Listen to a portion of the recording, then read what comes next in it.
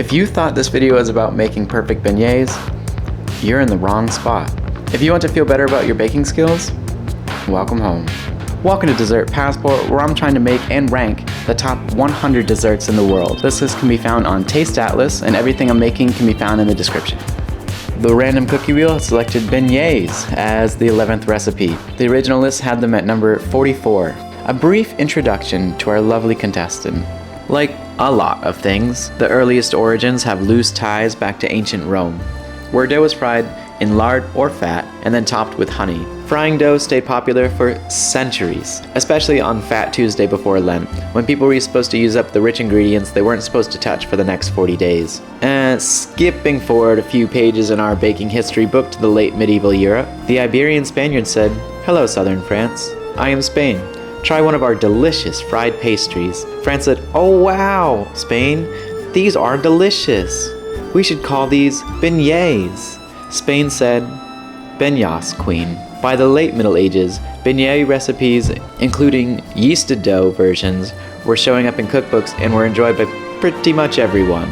Fast forward to the 1700s, where things were getting a little spicy in the US of A. France sent colonists to Louisiana for strategic access to trade routes, and of course, they brought their beloved fried dough with them. And since cane sugar was plentiful in Louisiana, it only made sense to dump it all over the top. In 1862, Café du Monde started serving their famous beignets and chicory coffee, cementing their legacy as one of the most iconic dessert and caffeine power couples. I don't have chicory coffee, it's going to be nighttime, and it just so happens that I make the rules.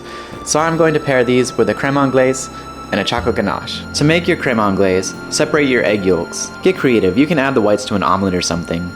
Heat your cream on medium until bubbles form on the edges. Look at that chiseled jawline. Oh, and vanilla.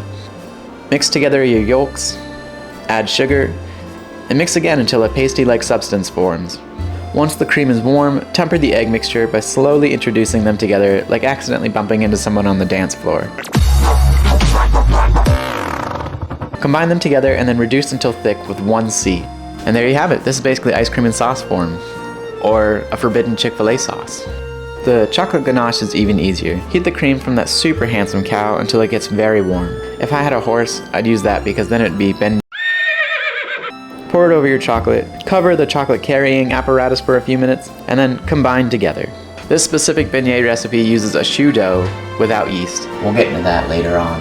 Add water, butter, granulated sugar, and salt to a small saucepan and bring it to a rock and roll boil. Remove from the stove immediately, then add all the flour and stir vigorously. That's at least how I interpreted the recipe. Set the heat to low, then cook the paste while continuously beating it with a spoon until the dough has formed into a ball, and the sides of the saucepan are clean. Then add the eggs one at a time.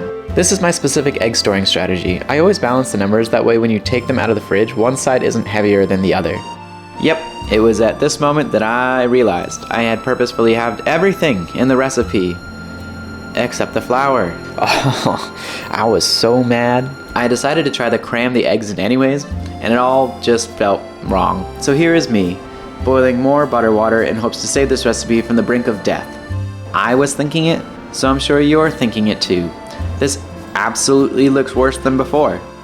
But I stuck to it, stirring yet again with much less room in the pan until it forms a ball and no longer sticks to the sides. Here is also me again, adding the remaining eggs one at a time, and getting whatever this is.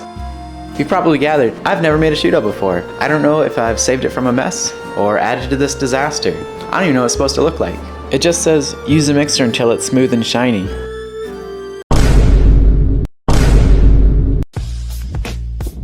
As always, since I've never made it before, I have to stick it in my mouth. If you can imagine, it tastes exactly how it looks, except it smells like shortbread cookie dough. For frying, this recipe calls for vegetable shortening at 370 degrees Fahrenheit. As a short person, I find this incredibly offensive. Also didn't have enough, so I put a little vegetable oil on top. Instead of the classic square shape, it said to drop spoonfuls of dough, which were more like oblong fried pieces. Fry in batches for 3 minutes or until golden brown. I tried some of my failed ones. They were very eggy. Call me uncultured, I've never had a beignet before. I don't know what size they're supposed to be. When I attempted to make a little slip for them to cook on the inside, I enjoyed watching them roam around like little bumper cars being driven by children at the fair, or the spaceship that's impossible to control in the Asteroids game. Here are some of my failed creations, not counting all the ones I've eaten, of course.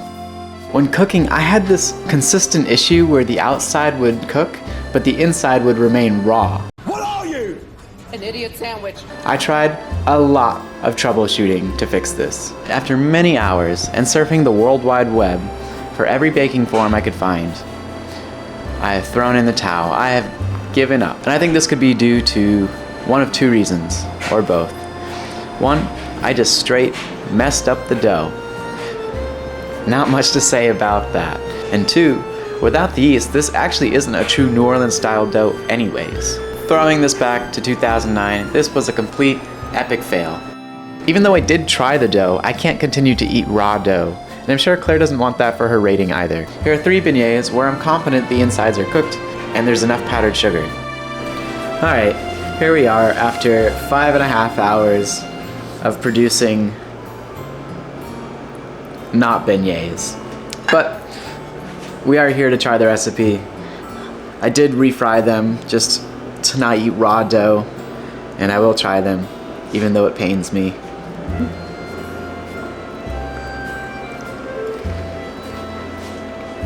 Honestly,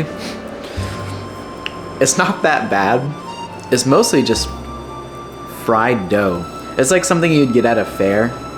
Try the creme anglaise.